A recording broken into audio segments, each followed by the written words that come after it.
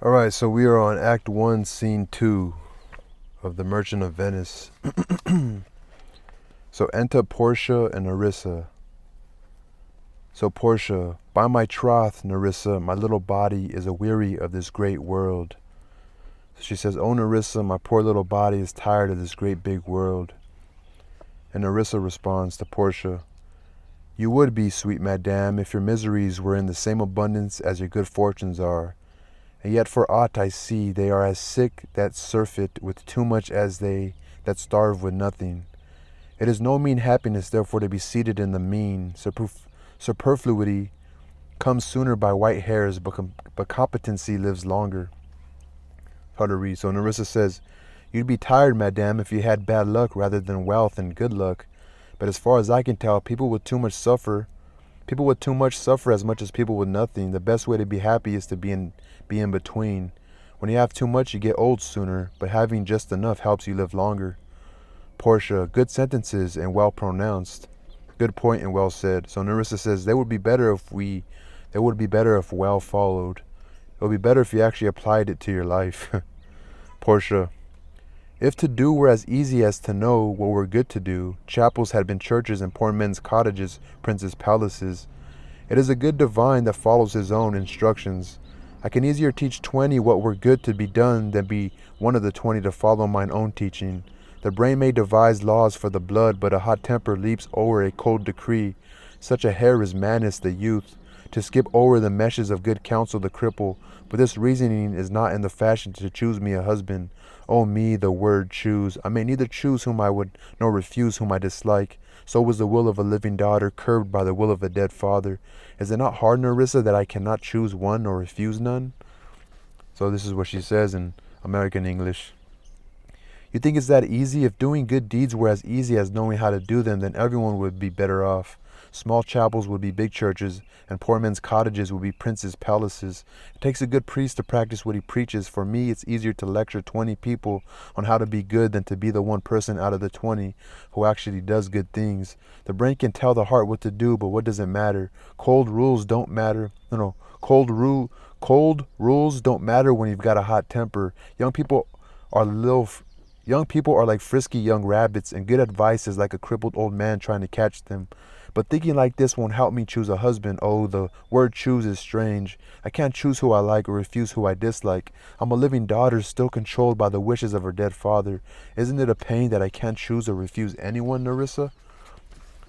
So Nerissa responds, your father was ever virtuous, and holy men at their death have good inspirations. Therefore, the lottery that he hath devised in these 3 chests of gold, silver, and lead, whereof who chooses his meaning chooses you, will no doubt never be chosen by any rightly, but one who shall rightly love. But what warmth is there in your affection towards any of these princely suitors that are already come?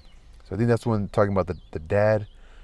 He has 3 chests, and whatever prince or whoever picks the right chest gets to marry her. So this is what she says in regular American English.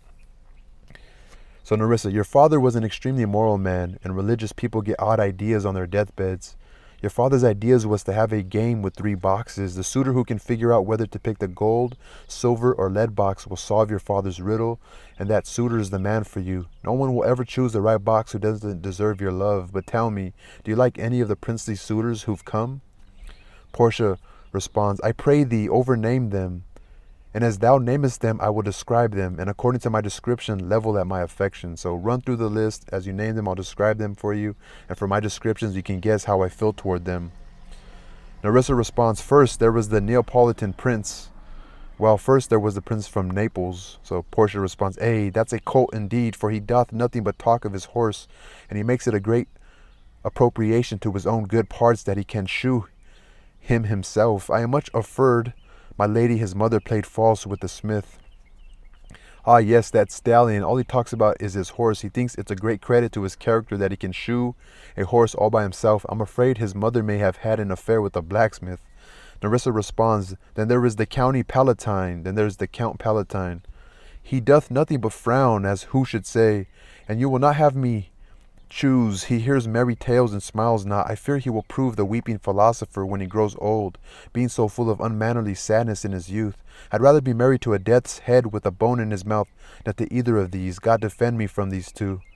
So this is what she says in American English. He does nothing but frown as if he wants to say, if you don't want me, I don't care. He doesn't even smile when he hears funny stories. If he's so sad and solemn when he's young, I can only imagine how much he'll cry as an old man. No, I'd rather be married to a skull with a bone in its mouth than to either of those men. God protect me from these two. Nerissa responds, how you say by the French lord, Monsieur Le Bon? What do you think about the French lord, Monsieur Le Bon? Portia responds, God made him and therefore let him pass for a man. In truth, I know it is a sin to be a mocker, but he had the horse better than the Neapolitans, a better bad habit of frowning than the Count Palatine. Better bad habit of frowning, so he's more sad. He is every man and no man. He is every man and no man. If a throstle sing, he falls straight a capering. He will fence with his own shadow. If I should marry him, I should marry 20 husbands. If he would despise me, I would forgive him, for if he love me to madness, I shall never requite him. So this is what she says. We might as well call him a man since God created him. No, I know it's bad to make fun of people, but still, his horse is better than the Neapolitan, and he frowns more than the Count Palatine. He was trying to outdo everyone so much that you couldn't tell who he was. He started dancing every time a bird sang, and he was so eager to show off his fencing that he'd fight with his own shadow. If I married him, I might as well have married 20 husbands because he's like 20 men all rolled into one. I'd understand it if he hated me, since even if he loved me desperately, I'd never be able to love him back. It's like to save him from himself. I wish he didn't love me if he did. I felt, damn, this is kind of striking me because I met some girl at my job the other day and I feel like I was trying to impress her that I read a lot of books. Nerissa, what say you then to Falconbridge, the young baron of England? What about Falconbridge, that young English baron? Portia responds, you know I say nothing to him, for he understands not me, nor I him. He hath neither Latin, French, nor Italian, and you will come into the court and swear that I have a poor pennyworth in the English. He has a proper man's picture, but alas, who can converse with a dumb show? How oddly he is suited. I think he bought his doublet in Italy, his round hose in France, his bonnet in Germany, and his behavior everywhere. I have no opinion about him. We don't talk because we don't understand each other. He doesn't speak Latin, French, or Italian. And you know how little English I speak? He's great looking, but how can you talk to someone who doesn't speak your language? He was dressed so oddly too. I think he got his jacket in Italy, his tights in France, his hat in Germany, and his behavior everywhere. Nerissa responds, what think you of the Scottish lord, his neighbor? What do you think of his neighbor, the Scottish lord? Portia responds, that he hath a neighborly charity in him, for he borrowed a box of the ear of the Englishman and swore he would pay him again when he was able. I think the Frenchman became his surety and sealed under for another. I think he is very forgiving, since he let the Englishman slap him on the ear without hitting him back. Rather than defend himself, he just threatened to pay the Englishman back later. Then the Frenchman promised to help the Scot pay the Englishman back and added a slap of his own. That he hath had a neighborly charity in him, for he borrowed a box of the ear of the Englishman and swore he would pay him. Fuck, you got that shit from that? So Nerissa responds, how like you the young German, the Duke of Saxony's nephew? How did you like the young German, the Duke of Saxony's nephew? So Portia responds, very vilely in the morning when he is sober, and most vilely in the afternoon when he is drunk.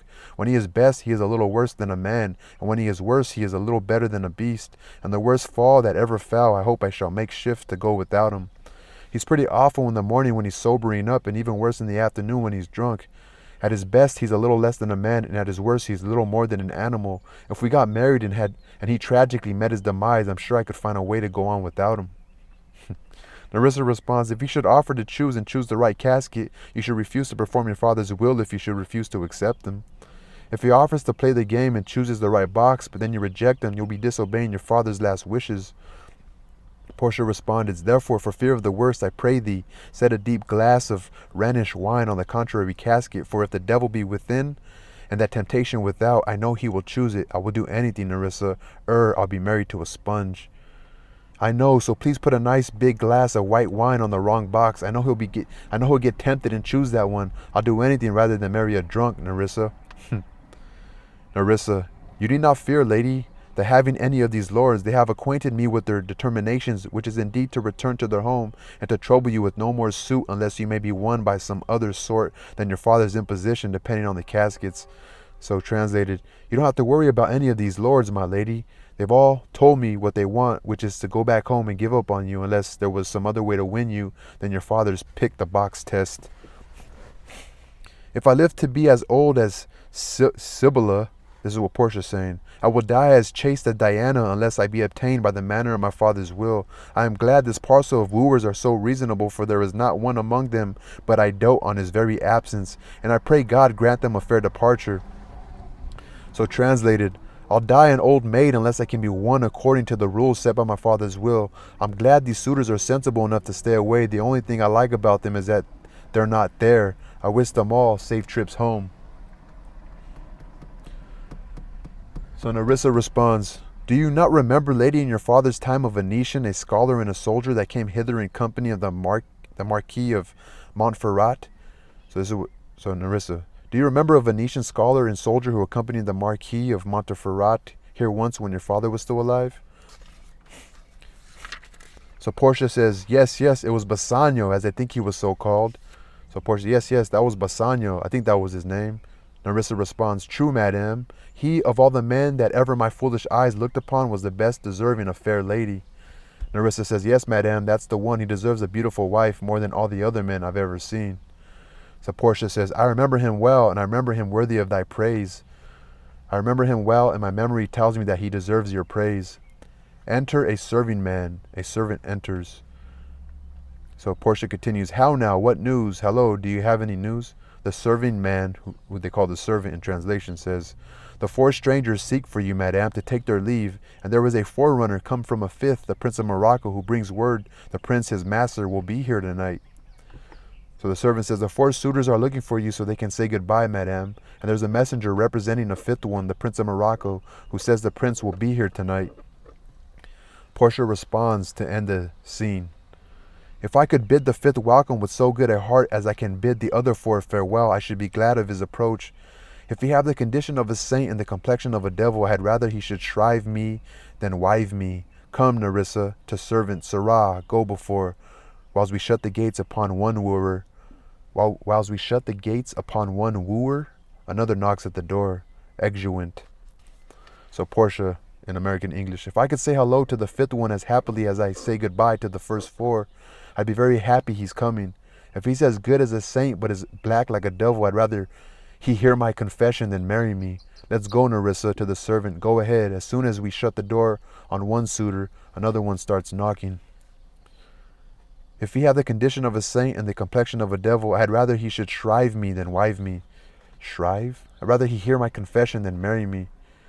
Let's go, Nerissa. Go ahead. Sirrah, go before. As soon as we shut the door, one suitor. As soon as we shut the door on one suitor, another comes knocking at the door. That's pretty much what she says. They exit. So Act 3 is just Portia and Nerissa going down like who she would prefer and who she wouldn't. And they talk about Bassanio. Bassanio borrowed money from Antonio to make the trip to see if he's going to get picked to be the one to marry Portia. Funny.